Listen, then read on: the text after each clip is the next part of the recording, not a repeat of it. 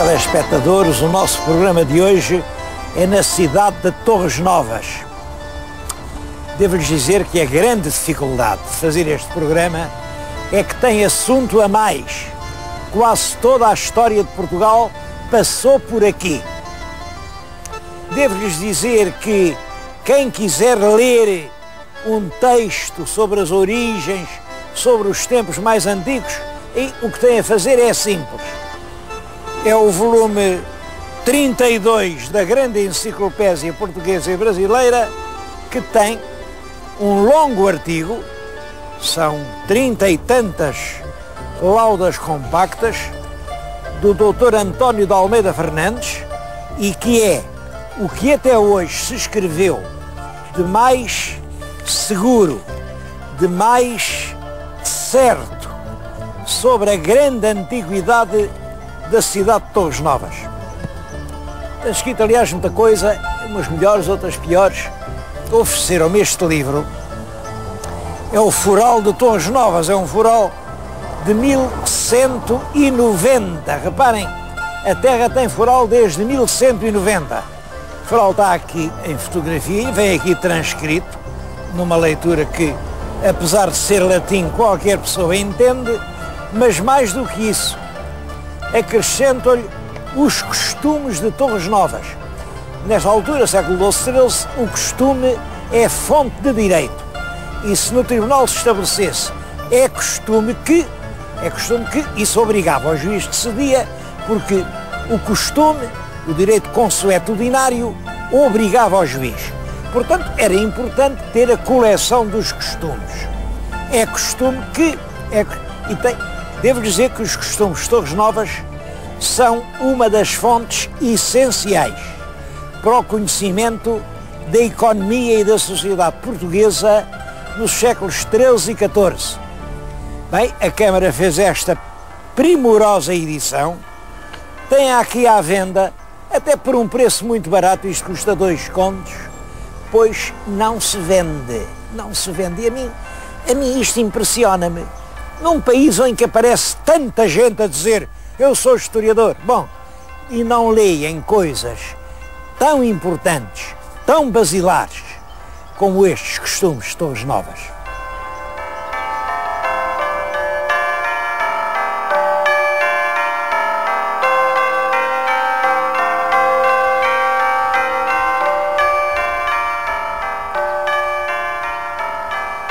Torres Novas pagou a sua dívida de gratidão a El-Rei Dom Sancho I, erigindo-lhe esta estátua. É uma estátua da autoria de João Cotileiro. O rei Dom Sancho I foi realmente um grande rei. É ele quem consolida a obra de seu pai Dom Afonso Henriques.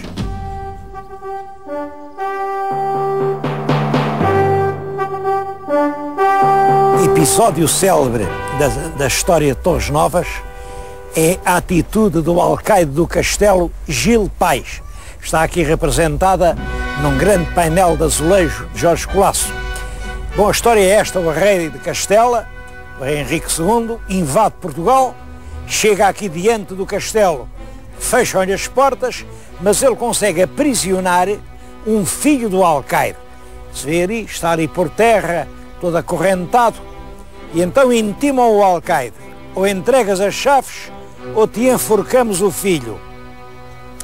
O alcaide, sempre segundo Fernão Lopes, respondeu: pois então, assem-no e comam-no. Bom, eles realmente não o assaram, mas enforcaram-no diante do pai. Mas a praça não se rendeu.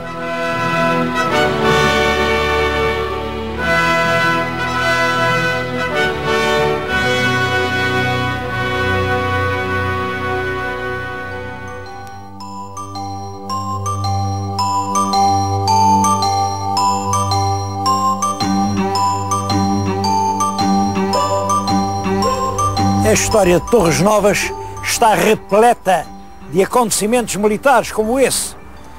Mas os factos mais importantes não são os militares, são factos políticos. Olhem, estou-lhes a falar aqui no que era o adro da Igreja de Santiago. Bom, era muito diferente, era maior, naturalmente não tinha automóveis. E foi aqui que reuniram as cortes, as famosas cortes de 1438. É um dos acontecimentos importantes, realmente importantes, da história portuguesa do século XV.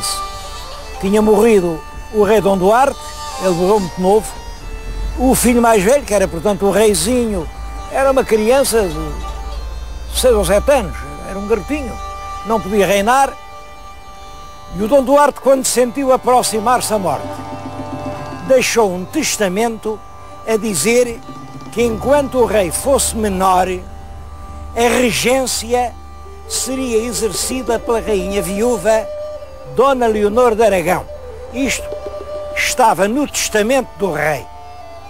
O rei morre e é claro, há muita gente que não concorda, então agora uma mulher regente, e as camadas populares, sobretudo, dizem: não queremos cá a Dona Leonor, o regente vai ser o nosso infante Dom Pedro, o Dom Pedro de Alfarrobeira. Eu acho isto esquisito, porque já nessa altura tinha havido várias mulheres regentes em vários países europeus. Por exemplo, a Rainha Branca de Castela foi uma grande regente no Reino da França, toda a gente sabia isso. Porque é que a Dona Leonor não podia ser regente de Portugal? Bom, mas levanta-se a questão, o Dom Pedro consegue que rejuntem cortes aqui, neste largo, e vêm representantes do povo em grande número. E todos eles dizem: não queremos a rainha, queremos o infante. Só que estão cá os fidalgos, e os fidalgos não querem o infante, querem a rainha. Porque os fidalgos querem um regente o mais fraco possível, porque uma rainha sempre, pensavam eles, sempre pode ter menos pulso que um rei. Estavam enganados, tem-se visto agora que estavam enganados. Mas era isso que eles pensavam. Durante 15 dias, aqui, neste Adro, houve quase uma guerra civil. Tumultos, houve quase confrontos pessoais, puxavam das espadas. O infante Dom Henrique, o grande infante Dom Henrique, o navegador, corria aqui do Adro. Olhem para além, vem aquela porta, era a porta do Paço Real, era lá que estava a rainha. Ia daqui para lá, de lá para aqui, lá arranjou um acordo, dividimos isto ao meio. Ficam regentes os dois, fica regente a rainha, fica regente Dom Pedro. Bom, mas o povo diz que não podia ser, tinha que ser o seu Dom Pedro. Há um segundo acordo, volta a haver uma revolta, até que finalmente, olhem, a pobre rainha é separada dos filhos, é expulsa de Portugal, vem a morrer assim em condições muito duvidosas em Toledo, e o infante Dom Pedro iniciou a sua regência, como sabem, acabou tragicamente em Alfarrobeira, quando ele tentava aproximar-se de Lisboa. Toda essa história começa aqui, no pequeno adro da Igreja de Santiago.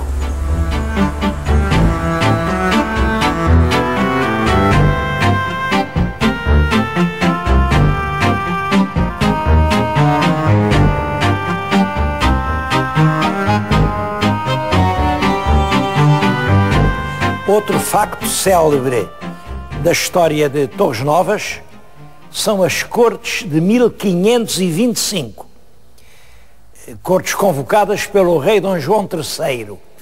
Bom, tratava-se do casamento de uma princesa portuguesa, a princesa Dona Isabel, que era uma mulher lindíssima, lindíssima. Ela fez muita sensação na corte de Espanha. Há um retrato do Tiziano em que realmente se vê que era um tipo de beleza raro. Bom, apesar da beleza toda, o noivo, que era o imperador Carlos V, exigia um dote muito grande, nada menos que 90.000 dobras de ouro.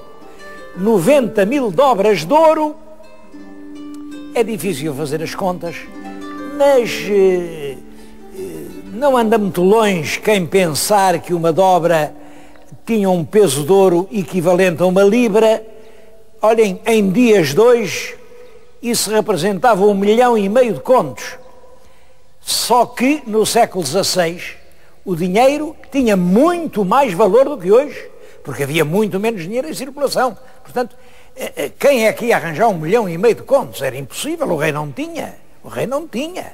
Mandou fazer empréstimos na Flandres, andou nisso um tesoureiro judeu que ele tinha, o Fernando Álvares, mas mesmo assim ele foi obrigado a pedir dinheiro ao povo. Marcou as cortes, até foi para Tomar, mas lá em Tomar havia peste, e ele mudou para aqui em Torres Novas houve sempre ares sadios, e foi nesta igreja em que lhes estou a falar, que é a igreja de São Pedro, que ele reuniu as cortes para lhes pedir um tributo de 150 mil cruzados para ajudar o dote do casamento da princesa. 150 mil cruzados era aproximadamente a quinta parte do total do dote. Portanto, o povo, cotizando-se em todo o país, entrava com 150 mil cruzados.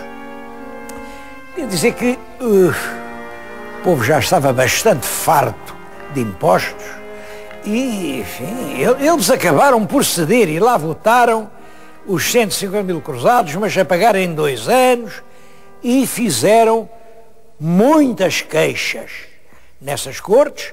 O rei só queria tratar do dote, mas disseram, não, há aqui mais umas coisas para tratar. E apresentaram 214 reclamações. Chamava-se-lhes capítulos. Nós sabemos quais eram. 214.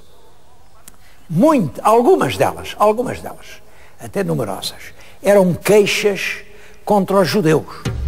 Eles diziam que os judeus, que eram médicos, e aproveitavam-se disso, portanto, matavam os doentes, que eram cristãos. Outros eram boticários e aviavam as receitas para envenenar os pobres dos cristãos. Bom, tudo isso é claro que era uma lenda que havia contra os judeus.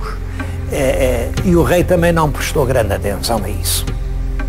Apesar disso, estabeleceu-se modernamente a ideia que foi aqui nas cortes feitas nessa igreja que o rei Dom João III resolveu mandar vir a Inquisição para Portugal para acabar com os judeus. Isto baseia-se numa fantasia de Alexandre Colano, não tem razão absolutamente nenhuma. O rei nem fez caso das queixas e, estão a ver, as cortes foram em 25, o rei só pede a Inquisição em 1533, portanto passaram bastantes anos. Não há relação entre Torres Novas e essa coisa sombria que foi a Inquisição em Portugal.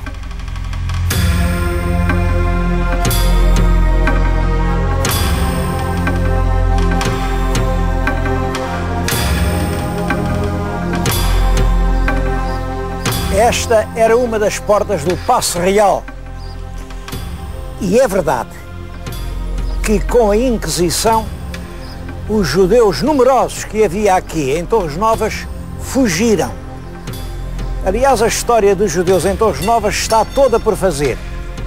Até ao século XVI havia uma grande comuna, havia uma grande sinagoga, havia uma povoação extremamente comercial e ativa, e com o século XVI os judeus vão-se embora e Torres Novas entra na sombra. O que é que aconteceu? Porque é que Torres Novas não é hoje uma das grandes cidades do país?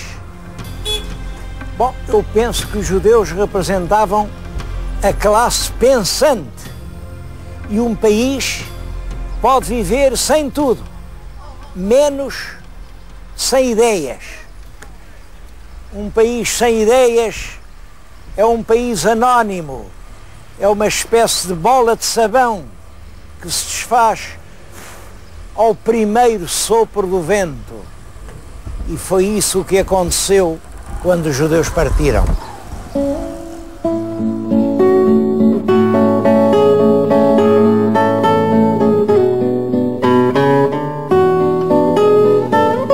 Hoje Torres Novas é uma cidade com 15 mil habitantes, com uma boa qualidade de vida, onde é agradável viver. Tem um museu que é um exemplo, é o Museu Carlos Reis. tem uma coleção de pinturas do mestre Carlos Reis muito importante. Talvez os mais famosos quadros do grande mestre estejam aqui, como a famosa Primeira Comunhão, que eu me lembro ter visto exposto pela primeira vez nas Belas Artes em 1933, com aquela extraordinária saudação no casamento, que tem um realismo. Aquilo é exatamente o teor da vida rural portuguesa na primeira metade do século passado. Como todas essas obras admiráveis, mas além disso, tem uma secção de arte sacra, também com peças extremamente valiosas, e uma secção arqueológica, que começa no Paleolítico, tem conjuntos do Neolítico que são de uma perfeição extraordinária, e depois uma parte romana, com aquela vedeta que é a deusa Fortuna. Devo dizer que aquela deusa não é original, é uma réplica exata, porque o original está no Museu do Belém, em Lisboa, onde ninguém a vê. E ela que apareceu aqui tem a réplica. Eu não sei se isto não devia ser exatamente às avessas. Deste aqui ao museu seguro e bem guardado, se aqui não devia estar o original, para que toda a gente a possa ver.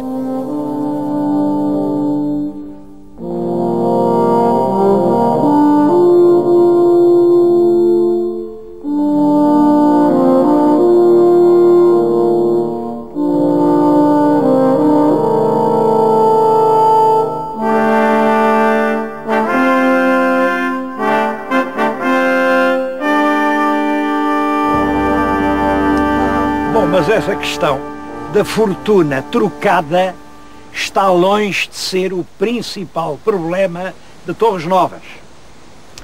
Há outros. Esta cidade está a crescer, os sinais de progresso são evidentes, mas há muitos torrejanos que entendem que ela não cresce tão depressa como podia. Realmente, se a gente comparar isto com o crescimento da Guarda, ou de Viseu, ou de Leiria, ou de Castelo Branco, ou de Tomar, ela cresce devagar. Há qualquer mola oculta que está a emperrar o crescimento de Torres Novas. Que mola é essa? Bom, eu faço a pergunta e não sou eu quem tem de dar a resposta. Quem tem que responder isso são os senhores políticos. Os senhores é que são políticos, eu não sou. Ponho um problema. É claro que as pessoas de Torres dizem, bom, isto sabe, é que esta estrada magnífica, porque realmente é quase uma reta daqui a Lisboa, esta estrada é tão boa, que uma pessoa quer comprar um carro, vai a Lisboa, a senhora quer ir ao cabeleireiro, vai a Lisboa, o sujeito depois de jantar quer tomar uma bica, vai a Lisboa. Em todo caso, conheço cidades mais próximas de Lisboa ainda, como Santarém, igualmente ligadas e que estão a crescer muito. Portanto, a razão não me convence. Também é verdade que o comboio não passou aqui, a linha do Norte, os proprietários das terras fizeram uma grande pressão, não queremos com o comboio, não queremos com o comboio, e não há comboio direto para Torres Novas. É outra razão forte. Bom, mas há uma terceira razão. Todas essas cidades que estão a crescer depressa têm graus de ensino superior e Torres Novas não tem. Torres Novas continua à espera que o governo cumpra a promessa feita pelo ministro em 1972 de instalar aqui um instituto politécnico. Não é uma universidade, não se trata disso. Trata-se de um grau de ensino terminal, de pleno emprego, que prepara as pessoas com as atividades que são precisas para o desenvolvimento do país. O país não precisa de diplomas, precisa de competências. Creio que quando se instalar aqui o ensino politécnico, como ele deve ser, esta cidade retoma com passos valorosos o seu caminho para a frente.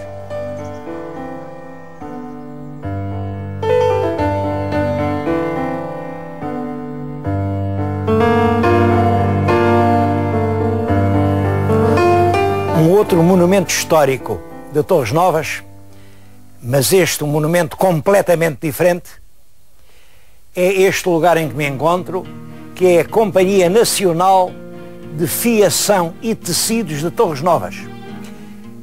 É uma das mais antigas fábricas portuguesas. De certo modo, marca o arranque do país para a sua vida nova, para a sociedade industrial. Foi fundada em 1845. Isto é importante, é ainda antes da regeneração, é no tempo do Costa Cabral. O país que está realmente dilacerado, o país que está endividado, o país que não produz coisa nenhuma, tem que importar tudo. Em Lisboa não se pode comprar um trapo, não há nada.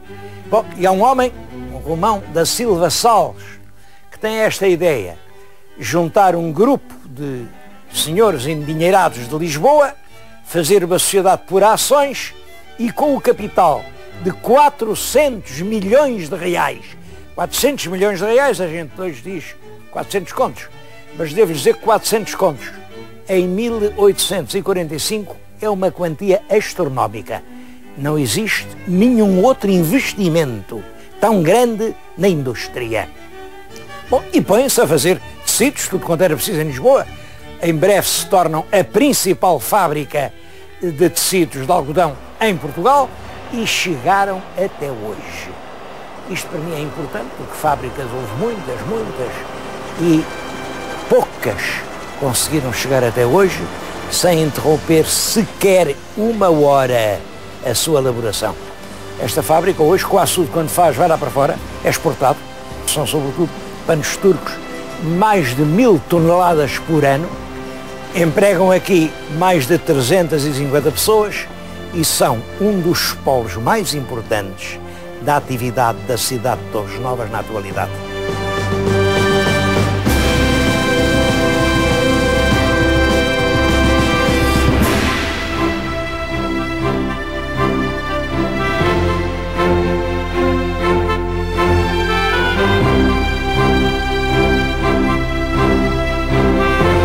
A indústria está, aliás, a expandir-se rapidamente aqui no concelho de Torres Novas. Vêm além aquelas casas que são os bairros novos da cidade. Bom, e à ilharga da cidade vê-se a zona industrial. Tudo isto são fábricas.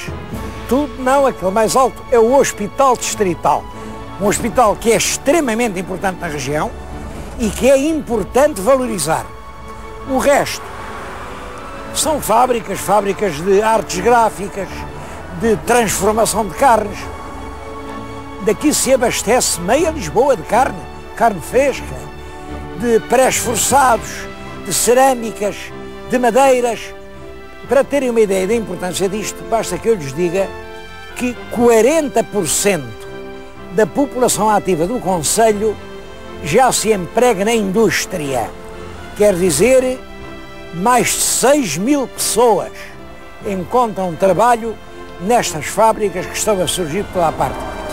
Isto é importante porque há um certo preconceito contra as fábricas, contra a indústria. É claro que as fábricas também têm inconvenientes. Aliás, aqui tem havido cuidado de só admitir fábricas não poluentes. Reparem que o céu é límpido, nada disso enegrece a atmosfera. Seja como for, para um país pobre como Portugal, o futuro tem que ser o da indústria.